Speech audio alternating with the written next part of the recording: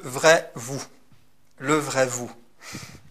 Et je voudrais qu'on regarde à l'épître aux Éphésiens ensemble dans cette optique-là, de regarder et d'identifier le vrai nous, qui je suis vraiment.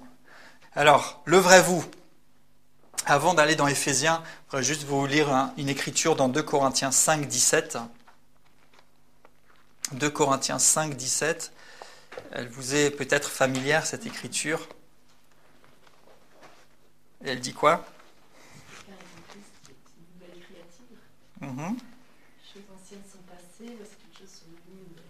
Exactement. Si quelqu'un est en Christ, il est une nouvelle créature. Les choses anciennes sont passées. Voici, toutes choses sont devenues nouvelles. Quel super verset. Quelle réalité merveilleuse. Si quelqu'un est en Christ, il est une nouvelle créature. Et je veux déjà souligner une vérité qui va certainement nous accompagner régulièrement dans ce message et dans cette série. Il est une nouvelle créature. C'est du présent, c'est de l'acquis, c'est réalisé. C'est pas si quelqu'un est en Christ, il sera une nouvelle créature ou il deviendra progressivement une nouvelle créature. Il est une nouvelle créature. Et en fait, si vous êtes en Christ, et quand vous êtes en Christ, vous êtes une nouvelle créature. C'est acquis, c'est accompli et c'est complètement réalisé. Complètement, c'est fait, vous êtes une nouvelle créature.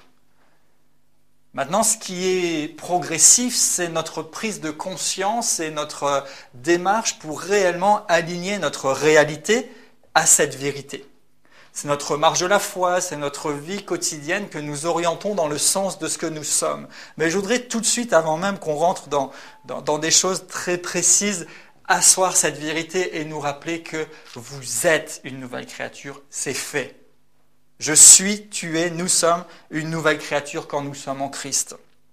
Et on va aller du coup dans Éphésiens chapitre 1, et on va simplement aujourd'hui commencer tout doucement et puis introduire un petit peu. Et je pense que dans les prochains temps, on va faire quasiment de l'étude verset par verset et voir qu'est-ce que le Seigneur veut nous dire. Et je suis sûr que ça sera vraiment bon. J'espère que vous allez apprécier ça avec moi. Sinon, il faudra me le dire. Mais il y a des choses tellement merveilleuses dans la parole de Dieu.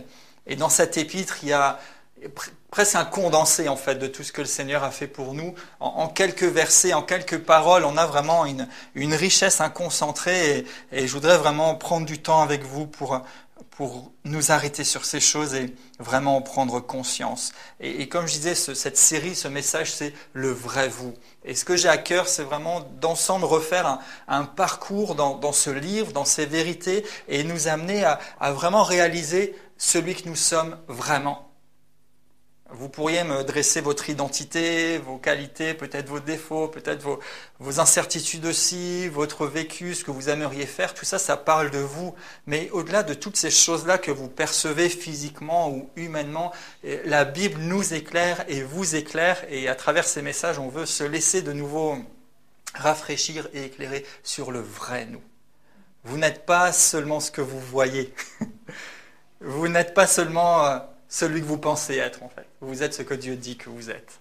Et c'est vraiment mon objectif à travers ce partage maintenant de regarder à ce que Dieu dit que nous sommes et à de nouveau mettre peut-être quelques coups dans certaines forteresses de nos cœurs qui parfois remontent avec le temps et qu'il faut de nouveau casser pour redécouvrir et réépouser, si je peux dire quelque part, la vérité de ce que Dieu dit à mon sujet. Parce que parfois, au fil du temps, il y a des choses que Dieu a dites et que j'ai reçues dans ma vie, mais avec le temps, je me laisse de nouveau un petit peu polluer par toutes sortes de choses, parce qu'on est dans un monde où il y a tellement d'informations dans tous les sens et où on s'arrête tellement aux faits. On veut tout le temps des faits, des choses prouvées, des choses visibles, des choses qu'on peut toucher, qu'on peut entendre, qu'on peut sentir et voir, mais le vrai vous ne se limite pas à des faits que vous pouvez prouver aujourd'hui par vos 5 sens. Le vrai vous, c'est celui que Dieu dit que vous êtes. Et c'est ce à quoi je veux regarder avec vous et nous laisser encourager et emporter par le Seigneur dans tout ça. Et ce passage d'Éphésiens nous parle de vérité au sujet de notre salut. Il nous parle de ce que Christ a fait pour nous. Il nous parle de ce que nous sommes et ce que nous sommes devenus en lui. Et puis en fait, on peut un petit peu diviser en 2 grandes parties cet épître si on parle dans cette optique du vrai vous. les premiers chapitres 1 à 3, en fait, ça nous parle vraiment de qui nous sommes. Qu'est-ce que Christ a fait pour nous, qui nous sommes en lui, ce qui s'est passé par lui, etc. Et puis, à partir du chapitre 4, on rentre maintenant dans du pratique. Et c'est ce qui me plaît aussi dans cet épître, c'est qu'il y a toute une partie, j'ai envie de dire théorique, mais c'est même pas que de la théorie, c'est très mêlé ensemble. Mais il y a toute cette première partie où Paul dit voilà qui vous êtes, voilà ce que Christ a fait pour vous, voilà ce qui a été accompli. Et puis il s'arrête pas là, il enchaîne ensuite avec les chapitres suivants en disant puisque maintenant vous savez qui vous êtes en Christ et vous êtes cette nouvelle créature, voilà comment vous devriez vivre, voilà comment ça doit se manifester et se répercuter dans votre vie. Mais trop souvent, on a un regard erroné sur nous-mêmes qui nous paralyse. Parce que toute notre vie, en fait, peut être limitée si notre image de ce que nous sommes, de ce que nous avons, de ce que nous pouvons faire est faussée. En fait, si on s'arrête juste à ce que nous disent nos 5 sens pour revenir à cette image, il y a beaucoup de choses qu'on ne fera jamais, il y a beaucoup de choses qu'on n'oserait même plus attendre, parce que toute logique humaine eh bien, ne permettrait pas une telle fantaisie. Mais Paul ici veut ramener les Éphésiens, et plus que les Éphésiens, on va le voir tout de suite dès l'introduction, l'Église tout entière, les racheter tous ensemble, veut les ramener à regarder au vrai vous, à celui que vous êtes en Christ, à celui que vous êtes à cause de l'œuvre de Christ. Et ça doit complètement changer notre vision. Et ce que je veux faire à travers tous ces passages aussi, et ce temps qu'on va passer ensemble, c'est pas d'essayer de faire de vous quelqu'un d'autre. Hein, souvent, on essaye de changer les autres et même de se changer soi. Mais en fait, vous n'avez pas besoin de devenir quelqu'un d'autre. Si vous êtes en Christ, vous êtes déjà quelqu'un d'autre. Et vous êtes ce que Dieu dit que vous êtes. Donc ce que je voudrais, c'est, comme je disais, qu'on prenne ensemble conscience de celui que nous sommes vraiment pour vivre davantage en ligne avec celui que nous sommes. En fait, ça doit vraiment changer notre vie quotidienne. Et c'est ce que déjà Paul faisait. Comme je disais, il a mis toute cette partie enseignement et puis toute cette partie très pratique. Et pour nous aussi, je voudrais qu'en prenant conscience de tout ça, ça ne reste pas juste une notion floue en disant oui, je suis racheté, oui, je suis assis avec Christ dans les lieux célestes et toutes ces choses-là, mais que ça prenne vraiment un vrai sens pour nous et surtout que ça agisse sur notre quotidien. Et en fait, vous allez vous rendre compte que plus vous méditez et vous prenez conscience de celui que vous êtes en Christ, et plus ça change votre quotidien. Parce que quand vous réalisez que vous avez été racheté, eh bien même quand des situations perturbantes se présentent, même quand peut-être il y a de l'accusation qui peut être là, soit dans votre cœur, soit par des gens autour de vous, eh bien vous tenez ferme parce que vous n'êtes pas en train de vous reposer plein de questions, mais est-ce que finalement c'est vrai? Est-ce que je suis vraiment aussi acceptable que ça? Est-ce que je suis vraiment pur? Ces questions-là, elles sont légitimes dans notre vie quand on n'est pas assis dans notre réalité. Mais ici, vous allez voir à travers tout ce que dit Paul qu'on a toutes les ressources nécessaires pour tenir ferme en fait. Parce que si je regarde au vrai moi, je vais pouvoir par la foi saisir et aussi manifester ces réalités dans mon quotidien. C'est-à-dire que même s'il y a de l'accusation qui vient, je ne vais pas tout d'un coup regarder seulement les circonstances et peut-être mon passé qui, c'est vrai, pourrait m'accuser, mais je vais regarder à celui que je suis en Christ et dire oui, j'ai fait ces choses-là, j'étais celui-là. Et on verra aussi que, notamment au chapitre 2 d'Éphésiens, Paul en parle, il dit c'est vrai, autrefois, nous étions morts par nos offenses, mais ça c'était autrefois. Et donc on ne va plus se laisser prendre au piège de l'ennemi de vouloir nous ramener dans celui que nous étions, mais on va pouvoir vraiment tenir parce qu'on dit oui, il y avait ça, mais aujourd'hui je sais qui je suis. Et je suis ce que Dieu dit que je suis. Je suis accepté, j'ai été mis à part pour lui et Dieu prend plaisir en moi parce que Christ a payé le prix. Et Dieu nous a déjà bénis. Il y a tellement de choses merveilleuses. Et dans tout ce chapitre aux Éphésiens, on trouve tellement de matière et de merveilles au sujet de notre salut. Et l'une des choses que j'ai remarqué, que je voudrais souligner dans cette introduction, c'est que Éphésiens utilise beaucoup de termes dans le sens de l'abondance, de la richesse, dans le sens de ressources qui nous sont proposées. Et j'ai juste tiré comme ça quelques exemples en passant Éphésiens 1, verset 7. Éphésiens 1, 7, il est écrit « En lui », donc en Christ, « nous avons la rédemption par son sang, le pardon des péchés selon la richesse de sa grâce. Et là, déjà, rien que ce verset, on a de quoi faire tout un message, et certainement qu'on aura l'occasion de le faire. Mais là, je voudrais juste souligner cette partie selon la richesse de sa grâce. Et en fait, j'ai envie de dire que déjà, selon sa grâce, ça serait suffisant. Puisqu'il nous a donné le pardon, il nous a donné la rédemption par sa grâce. C'est-à-dire que lui a choisi de son propre chef et unilatéralement, pour utiliser un terme comme ça, de nous sauver. C'est sa grâce. L'une des définitions de la grâce, ce n'est pas la seule, mais souvent la première définition qui nous vient à l'esprit, c'est la faveur imméritée de Dieu.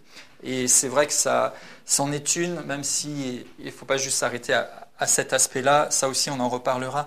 Mais déjà, sa faveur imméritée suffirait à nous pardonner et à nous racheter, mais en plus, il y a une notion en plus, la richesse de sa grâce.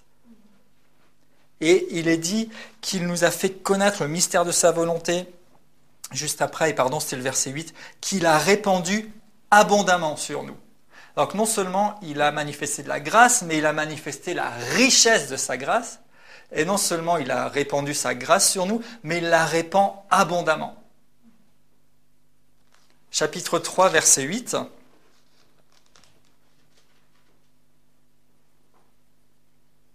Paul nous dit « À moi qui suis le moindre de tous les saints, cette grâce a été accordée d'annoncer aux païens les richesses incompréhensibles de Christ. » Donc là encore, il nous parle de richesses. Il dit des richesses incompréhensibles. Mais en fait, elles l'étaient au départ, mais elles ne le restent pas, parce que vient ensuite la révélation.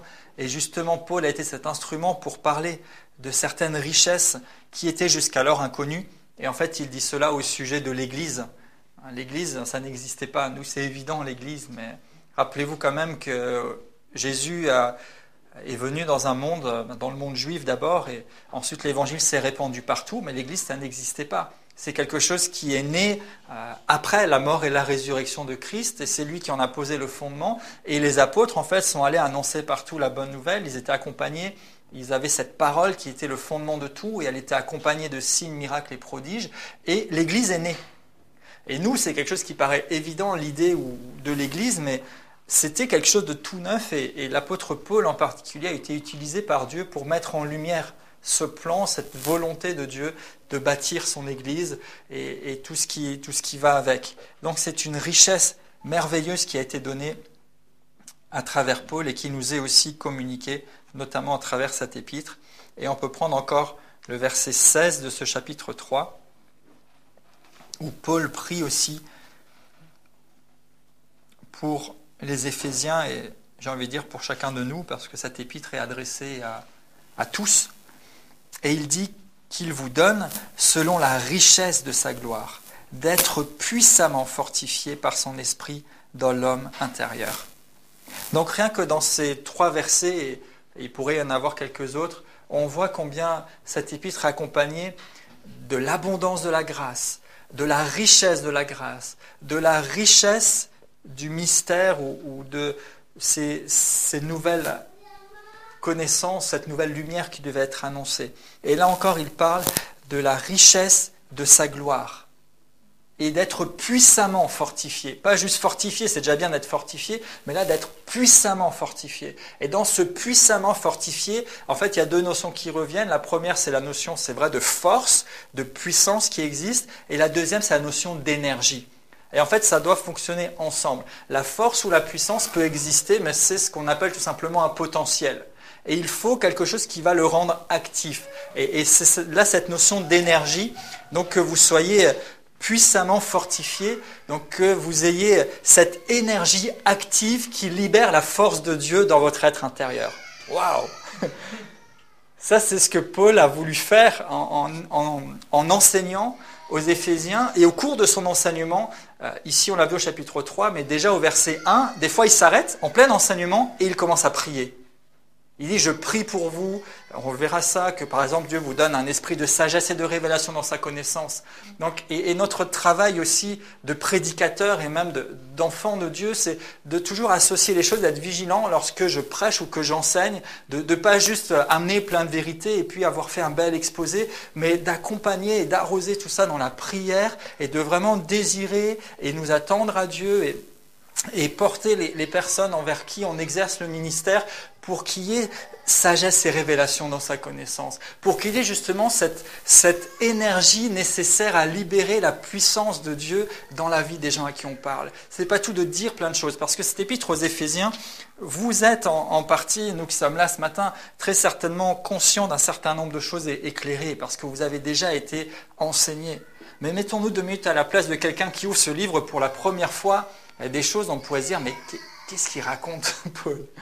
Ça peut paraître même parfois un peu confus, parce qu'il y a en plus beaucoup d'informations d'un coup, et les Éphésiens, c'était pour bonne partie de ces vérités la première fois qu'ils entendaient tout ça, et en fait ils se sont, pardonnez-moi l'expression, mais ils se sont un petit peu pris en pleine tête, en quelques versets, un condensé de vérités sur la rédemption, sur leur statut en Christ et tout ça. Et d'un coup, Paul lui-même a dû prendre conscience et dire « Attends, là, il faut que je prie pour eux, parce que je ne veux pas juste qu'ils aient pris plein d'informations qui ressortent de là, comme dit l'un de mes amis, un prédicateur, à l'occasion, il a utilisé cette expression, j'ai bien aimé, il disait que parfois on apporte des messages, nous autres, et on est content d'avoir amené quelque chose, et finalement c'était tellement bien, mais si les gens n'ont rien compris, ça sert à quoi? Et en fait, lui, il utilise l'expression, c'était tellement high level que en fait personne n'arrivait, c'est-à-dire c'était tellement de haut niveau que ça en devenait inaccessible.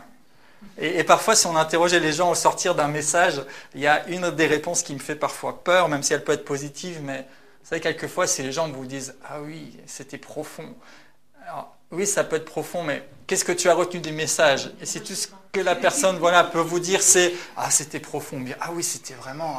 Ah ouais, ça allait très haut. » Ou pour reprendre l'expression, c'était « high level ».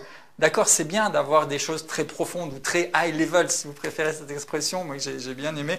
Mais à un moment, excusez-moi, mais si on plane tellement à 100 000 et qu'on a perdu tout le monde en route, ça ne sert strictement à rien. Mais le désir de Paul et son cœur, vraiment, c'était que ces révélations qu'il avait reçues et ces vérités soient communiquées, mais pas seulement qu'elles soient communiquées, ça c'est une partie, qu'elles soient aussi reçues et vécues.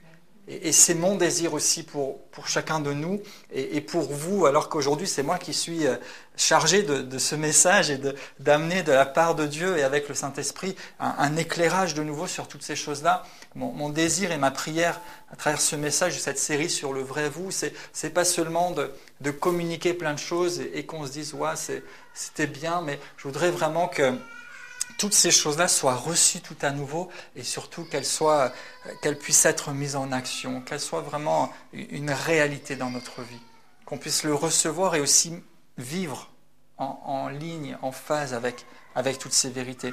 Mais il y a une telle richesse, une telle profondeur, mais ce n'est pas parce que c'est tellement riche ou tellement profond ou tellement abondant que ça doit nous dépasser. Au contraire, Dieu désire que nous retrouvions comme dans ce flot de richesse, ce flot d'abondance de sa grâce, et que nous soyons conscients, que nous réalisions que oui, je vis dans l'abondance de sa grâce, dans les richesses de sa grâce. Vous comprenez ? Parfois, on peut se dire, oui, c'est riche, c'est abondant, c'est tellement grand, donc ça nous paraît loin, inatteignable. Comme par exemple ce passage d'Ésaïe où il nous est dit que les pensées de Dieu sont élevées, plus élevées, et que sa pensée est profonde, les cieux et la terre sont élevés et que la pensée de Dieu est encore plus élevée que ça. Et parfois on pourrait se dire, ouais, mais c'est tellement élevé, de toute façon on ne peut même pas l'atteindre. Ça c'est une des positions, mais ça c'est la position du faux vous.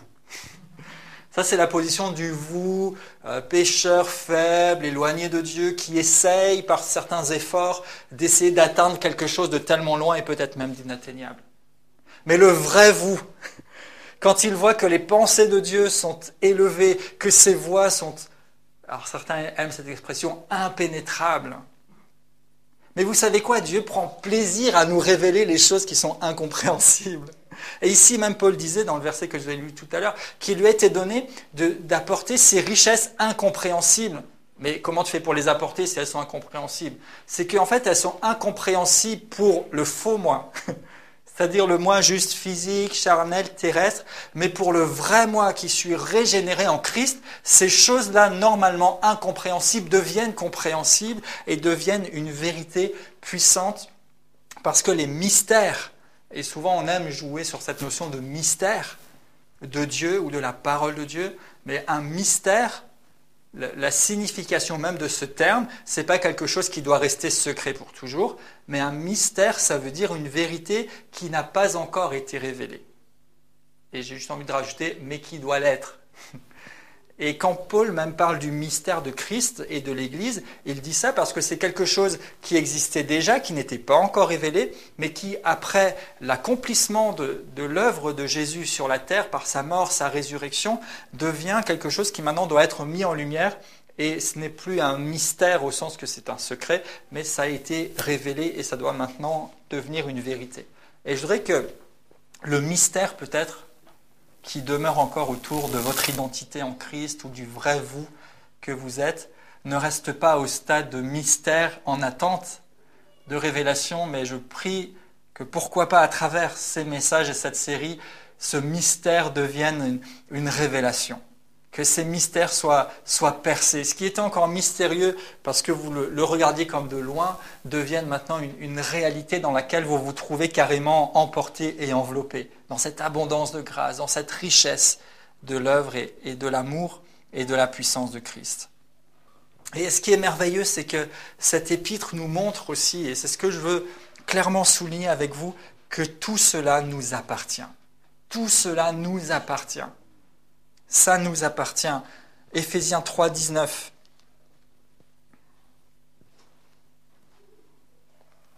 La suite de cette prière de Paul, et il dit que vous puissiez comprendre. Vous voyez, que vous puissiez comprendre. Donc s'il prie qu'on puisse comprendre, ça veut dire qu'on est supposé comprendre. Parce que je crois que si ces prières sont consignées dans la Bible, c'est parce que Paul a prié sous l'inspiration du Saint-Esprit.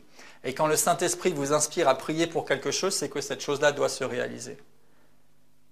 Et c'est pour ça aussi, mais il faut que je me retienne de ne pas faire trop de parenthèses et de ne pas trop prêcher beaucoup de choses au passage, mais c'est pour ça aussi que c'est tellement nécessaire de prier, comme dit l'Écriture, par l'Esprit. Donc c'est vrai, se parler en langue, par lequel on dit des mystères, par lequel on s'édifie, mais aussi prier par l'Esprit au sens de prier intelligiblement par le Saint-Esprit. C'est-à-dire de prier, et c'est Lina Mon qui le tournait comme ça, et ça m'a vraiment marqué quand j'ai fait le CFB à l'époque, et ça, c'est quelque chose qui est resté vraiment ancré en moi. Elle disait de prier les prières du Saint-Esprit. C'est-à-dire qu'en fait, au-delà de juste prier des choses qu'on voudrait demander à Dieu, c'est de se mettre à disposition de Dieu et de recevoir la pensée de Dieu et de prier ce que Dieu lui-même veut que nous prions pour rendre possible sur la terre ce qu'il veut accomplir. Et ici, Paul prie que vous puissiez comprendre avec tous les saints la largeur, la longueur, la profondeur et la hauteur, et connaître l'amour de Christ qui surpasse toute connaissance. Vous voyez, en même temps, il veut qu'on puisse comprendre quelque chose qui normalement surpasse toute connaissance. Donc il y a toujours cette espèce de comparaison ou de confrontation presque de nos limites juste humaines et peut-être charnelles et de la dimension de révélation et de connaissance profonde qui n'est pas juste de savoir quelque chose, de l'avoir dans notre tête, mais qui est de véritablement intégrer la chose et expérimenter la chose. La connaissance, surtout dans la culture hébraïque et juive, connaître quelque chose, c'est pas juste le savoir. C'est vraiment cette notion d'intégrer, d'expérimenter la chose. Connaître Christ, connaître l'amour de Dieu, en sorte d'être rempli jusqu'à toute la plénitude de Dieu. Waouh! Toute la plénitude de Dieu. Qui est déjà à toute la plénitude de Dieu ici? Ouais. Je suis d'accord avec vous, moi non plus, le faux moi n'y est pas encore. Mais le vrai moi est rempli à toute la plénitude de Dieu. Et c'est pour ça que je veux et que j'ouvre tout mon cœur, moi-même, qui vous partage ces choses, mais qui les reçoit en même temps de la part de Dieu, à prendre conscience du vrai moi. Et à ce que de plus en plus le moi présent devienne conforme à ce vrai moi, pour que le moi présent et le vrai moi soient dans toute la plénitude de Dieu. Et que toute cette plénitude de Dieu puisse, à travers moi, circuler et se communiquer autour de moi et dans ma réalité présente. Parce que c'est ce que Dieu veut pour nous. C'est quelque chose qui est à nous, qui nous appartient et que nous devrions vivre. Éphésiens 4, 13.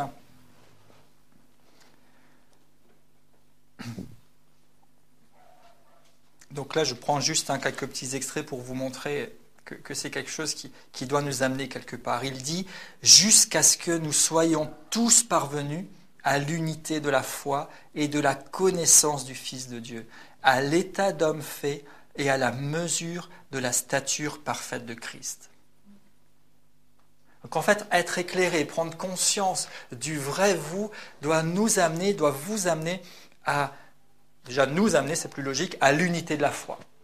Pourquoi l'unité de la foi? C'est pas qu'on va essayer de fabriquer une unité en disant on va se mettre d'accord sur des points doctrinaux. Ça, j'ai envie de dire, c'est vraiment du détail, c'est des effets collatéraux. Qu'est-ce qui produit l'unité de la foi? C'est de réaliser qui nous sommes vraiment en Christ et d'être sur cette même longueur d'onde justement en disant le vrai vous, c'est qui, c'est quoi? Qu'est-ce qui produit l'unité de la foi? C'est comprendre notre identité en Christ. Et quand je réalise qui je suis vraiment en Christ, je comprends aussi et j'accepte qui mon prochain est en Christ. Et je me dis que si lui est ou a ou fait telle chose, ça ne m'enlève rien à moi parce que je sais qui je suis en Christ.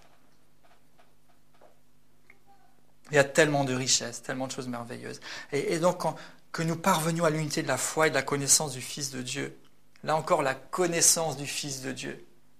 Notre première quête et recherche devrait être la connaissance, et je suis obligé, parce qu'on parle français, de rajouter l'expérience ou la communion ou la relation et l'union réelle au Fils de Dieu. Réaliser le vrai vous, c'est ce qui vous met aussi sur le chemin de la connaissance, de l'union, de l'expérimentation, si je peux dire ça, du Fils de Dieu. C'est-à-dire que notre relation avec Jésus est intimement liée avec la prise de conscience de qui je suis vraiment. Pour reprendre l'expression que j'ai déjà utilisée avant en passant, si je reste coincé dans l'idée que je suis un pauvre pécheur qui essaye d'atteindre un Dieu qui est loin et qui est grand et qui est très saint, cette position-là est acceptable si vous n'avez pas donné votre vie à Christ, que vous n'êtes pas repenti. Ça, c'est vrai, vous reconnaissez que vous êtes loin, perdu, et à ce moment-là, vous avez une réponse. C'est l'œuvre de Christ, c'est la repentance, la confession de votre foi, croire du cœur et confesser de la bouche, et vous êtes sauvé. Mais une fois que vous êtes sauvé, vous n'êtes plus ce pauvre pécheur qui essaye de toucher un Dieu qui est très loin. Mais quand je réalise le vrai moi, qui je suis vraiment dans la pensée de Dieu à travers l'œuvre de Christ, je peux justement avoir une relation tellement plus intime avec mon Seigneur, parce que je m'approche de lui, comme il est dit ailleurs, avec assurance. Je m'approche de lui parce que je sais que je ne viens pas devant un endroit où je vais me faire seulement corriger et voire même rejeter, parce qu'il ne rejette pas celui qui vient à lui, mais je peux venir devant le trône de la grâce pour être secouru dans tous mes besoins. Je peux m'approcher dans la liberté parce que cette route a été ouverte pour moi. Ça change complètement notre approche. Ça nous amène à l'état d'homme ou de femme fait, à la mesure de la stature parfaite de Christ. C'est-à-dire que ça nous amène à la maturité. Ça fait de nous des personnes qui sont assises dans leur position, qui sont fermes, qui sont établies. Et l'objectif ultime, c'est même la mesure de la stature parfaite de Christ. Et c'est pour ça que sans nous jeter la pierre à personne et sans nous faire culpabiliser, je pense que si nous ne pouvons pas encore dire que nous sommes complètement à la mesure de la stature parfaite de Christ dans notre réalité quotidienne, ce message est à propos. Parce qu'il va nous amener encore un peu plus vers cette stature parfaite de Christ, vers cette place de maturité où nous sommes le vrai nous. Nous sommes celui que Dieu a fait de nous. Il y a tellement de choses. Éphésiens 5, 18 encore.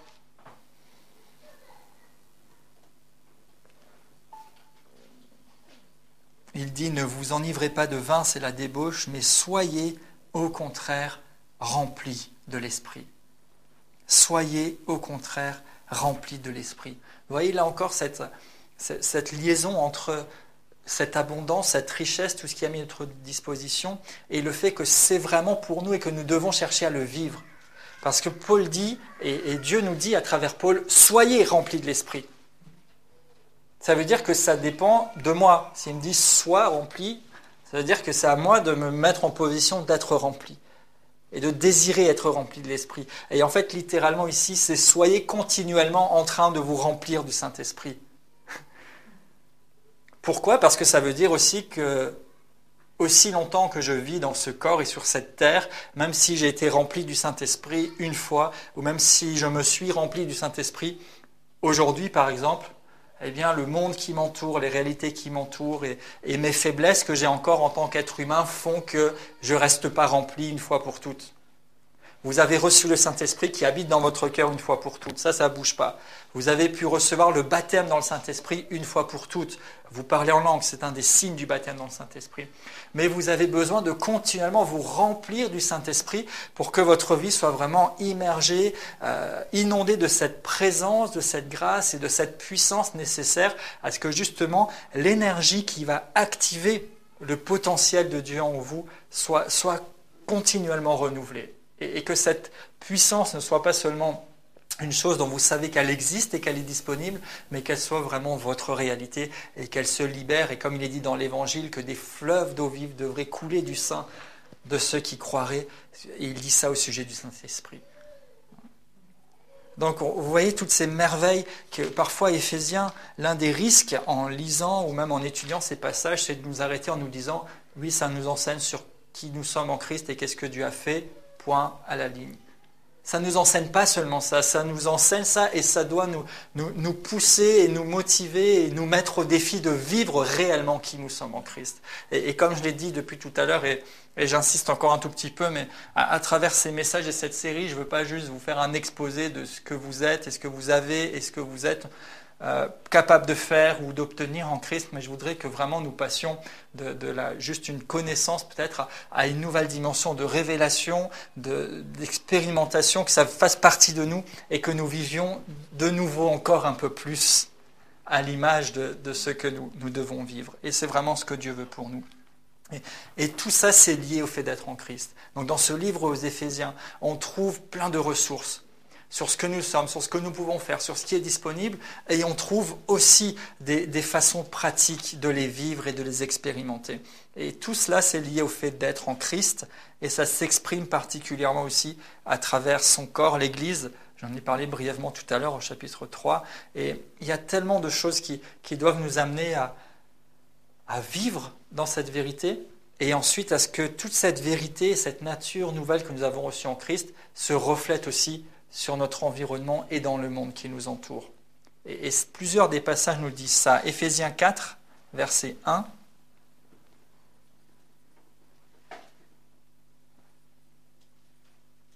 Et comme je dis, j'aime vraiment l'équilibre de ce livre, toute l'écriture évidemment équilibrée, mais particulièrement tout cet apport de Paul dans Éphésiens, parce qu'il montre ce que vous avez, ce que vous pouvez vivre et tout. Et ça, c'est vraiment ce que je veux que nous puissions expérimenter encore. Et il rajoute tout de suite après, Éphésiens 4, 1, il dit « Je vous exhorte donc, moi le prisonnier dans le Seigneur, à marcher d'une manière digne de la vocation qui vous a été adressée. » Donc l'objectif, quand Dieu nous éclaire sur qui nous sommes vraiment, ce que nous possédons, ce que nous pouvons vivre, c'est d'une part de nous amener à le vivre pour nous-mêmes, parce que nous sommes les premiers destinataire et ça doit vraiment changer notre vie, mais ça ne s'arrête pas juste à le vivre pour moi-même, ça va enclencher quelque chose et l'une de ces choses, c'est de marcher d'une manière digne de cette vocation. Donc ça va agir aussi sur mon comportement, ça va agir sur la façon dont je fonctionne et dont je progresse aussi dans ma réalité, dans ce monde. Éphésiens 5, verset 1, il dit, Éphésiens 5, 1, « Devenez les imitateurs de Dieu, comme des enfants bien-aimés. » Donc si je réalise le vrai moi, que j'expérimente ces vérités, ces réalités, je dois aussi en réponse d'une certaine façon, ou en conséquence de ça, être un imitateur de Dieu. Devenez les imitateurs de Dieu, comme des enfants bien-aimés. Il nous dit aussi dans le chapitre 6, et au verset 13, « Prenez toutes les armes de Dieu afin de pouvoir résister dans le mauvais jour et tenir ferme après avoir tout surmonté. Donc là encore, le fait de prendre conscience du vrai vous, de vivre dans cette réalité, ça va vous permettre, ça va vous amener à pouvoir tenir votre position, être dans le vrai et le bon combat avec cette armure, cet équipement de Dieu pour tenir face aux oppositions, face aux circonstances et maintenir votre position. Il dit après avoir tout surmonté. Parce que, et je l'ai dit avant au sujet du Saint-Esprit et encore avant au sujet de notre image de nous-mêmes, on peut à un moment donné avoir une certaine compréhension et révélation d'une vérité et vivre dans cette vérité, mais avec le temps, ça peut s'estomper. On peut être, je l'ai dit, rempli du Saint-Esprit dans une certaine dimension, vivre vraiment dans cette relation avec lui et se sentir équipé et oint. Et puis avec le temps, ça peut s'estomper parce qu'on se laisse peut-être prendre par d'autres choses. Mais ici, il dit, prenez toutes les armes de Dieu pour pouvoir résister et tenir ferme après avoir tout surmonté. En fait, l'idée, c'est que nous puissions nous maintenir dans la position dans laquelle nous sommes en Christ. Que nous ne soyons pas en dents de scie en disant aujourd'hui j'ai entendu ce message ou peut-être que pendant quelques semaines on aura étudié ces vérités et ça nous aura bâti, mais je ne voudrais pas que ce soit juste quelques semaines et que peut-être plus tard en regardant on dise tiens j'étais vraiment au top dans ma position en Christ parce que j'ai été nourri et j'ai moi-même médité et j'ai prié sur ces choses et c'est ce que je vous engage à faire avec moi et puis que peut-être à l'automne ou à l'hiver j'étais en train de ramper par terre parce que je me suis laissé de nouveau prendre à autre chose. Ce livre est vraiment complet parce qu'il vous éclaire, il vous positionne, vous amène à le vivre, il vous invite à vous comporter, à agir conformément à ça, à être imitateur de Dieu et il nous amène même à avoir ce qu'il faut pour tenir ferme et rester dans cette bonne position. Et ensuite au verset 18, et on va s'arrêter là pour cette introduction, il dit « Faites en tout temps par l'Esprit toutes sortes de prières et de supplications, veillez-y avec une entière persévérance et priez pour tous les saints. Et priez pour moi afin qu'il me soit donné, là c'est Paul qui parle, mais je voudrais vous faire la même demande que Paul. Alors qu'on entre dans cette série ensemble, priez pour moi, afin qu'il me soit donné quand j'ouvre la bouche de faire connaître hardiment et librement le mystère de l'Évangile, pour lequel je suis ambassadeur, et que j'en parle avec assurance comme je dois en parler. Et on voit ici le désir de Paul et le désir de Dieu d'une œuvre complète juste à travers ce livre d'Éphésiens. Vous avez été rachetés, il vous éclaire sur qui vous êtes.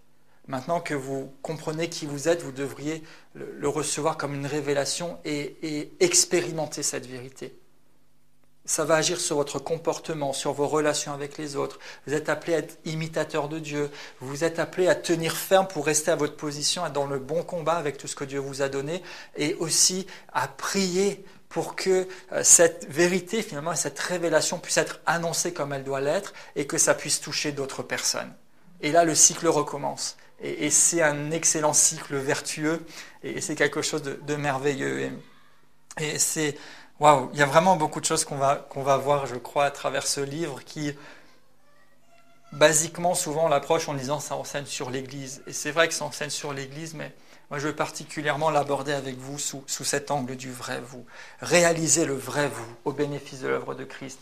Vivre comme le vrai vous à la gloire de Dieu et dans la victoire pour vous-même et dans votre vie. Ensuite, demeurer dans cette position de vrai vous, quoi qu'il arrive. Et enfin, participer à ce que le plan de Dieu soit révélé et que le monde qui nous entoure puisse aussi être au bénéfice de cette grâce abondante et devenir ce qu'il devrait être en découvrant l'œuvre de Christ et ensuite leur héritage en lui. Quel beau programme! Quel beau programme! Et on va vraiment, je crois, passer des super moments dans la parole et je crois aussi, et je nous y engage aussi dans le partage les uns avec les autres de ce que peut-être on aura pu méditer ou ressortir, mais ma prière, c'est vraiment que nous puissions juste être tout à nouveau éclairés et rafraîchis et renouvelés, et que le monde voit dans notre vie et à travers l'Église la richesse, les merveilles de Dieu. Il est dit dans ce même livre que Dieu a choisi de révéler à travers l'Église l'infinie variété de sa richesse. Dieu l'a choisi Il veut révéler dans notre vie ses bontés abondantes et sa richesse, et qu'à travers l'Église, les richesses infiniment variées de Dieu soient encore plus évidentes. Amen. Alléluia. Seigneur, merci. Merci pour ce moment d'introduction à ce livre et à ce programme que tu mets devant nous pour redécouvrir le vrai nous. Seigneur, je te remercie pour tout ce que tu as déjà fait dans nos vies, à chacun, et c'est toi-même qui viens nous parler de ton cœur à notre cœur. Et je te remercie, Père, parce que ce message n'est pas juste une étude parmi les autres ou juste parce qu'il faut remplir un petit peu de temps, mais je crois que ce message est lié à un temps, à une saison, à une période, et que si tu veux de nouveau nous éclairer sur ces vérités, c'est que dans chacune de nos vies, à commencer, parce que tu nous regardes individuellement, tu veux nous amener à un niveau supérieur de notre croissance, où nous vivions de nouveau et encore plus, et même plus que jamais, dans la conscience et dans la réalité de ce que nous sommes en toi. Père, qu'à travers ce message et tout ce que tu vas nous communiquer dans les temps qui viennent encore, nous puissions prendre la place que nous devons prendre, parce que nous avons notre responsabilité. Toi, tu as tout accompli. Et tu nous as dit, entre autres choses, nous l'avons abordé brièvement, soyez remplis de l'Esprit. Seigneur, nous aspirons après toi et nous savons que tout nous vient de toi. Alors Seigneur, je choisis ce matin et mes bien-aimés avec moi pourront eux-mêmes répondre à leur façon à cette parole, mais je choisis, Seigneur, d'être continuellement en train de me remplir du Saint-Esprit. Et je veux compter sur ta grâce pour ça. Père, je choisis et nous choisissons en entrant dans cette série d'enseignements, nous choisissons d'écouter ta voix, de regarder honnêtement à celui que nous sommes en toi et à nous engager à vivre conformément à ce que tu dis de nous.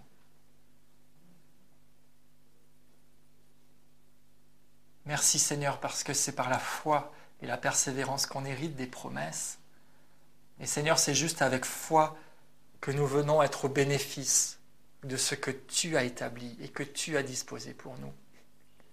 Père, je te remercie pour les barrières qui vont tomber. Je te remercie pour la compréhension nouvelle que nous allons avoir dans différents domaines. Je te remercie, Père, pour l'impulsion nouvelle que tu communiques dans nos cœurs et dans nos vies, là où nous en avons besoin, pour que nous puissions avancer, que nous puissions nous abandonner à toi pour réellement vivre dans ce flot de grâce abondante, de puissance active, d'énergie vivante que tu veux activer ou réactiver encore en nous. Je te loue, Père, parce que nous allons voir ce que l'œil n'a pas vu, que l'oreille n'a pas entendu, qui n'est pas encore monté au cœur de l'homme, mais que tu avais en réserve pour ceux qui t'aiment et qui te cherchent. Merci, Père, pour ce que tu opères dans chacune de nos vies maintenant. Je te remercie, Père, pour la dimension de grâce qui est disponible et que nous recevons simplement dans la foi. Grâce te soit rendue, Père, dans le précieux nom de Jésus. Amen.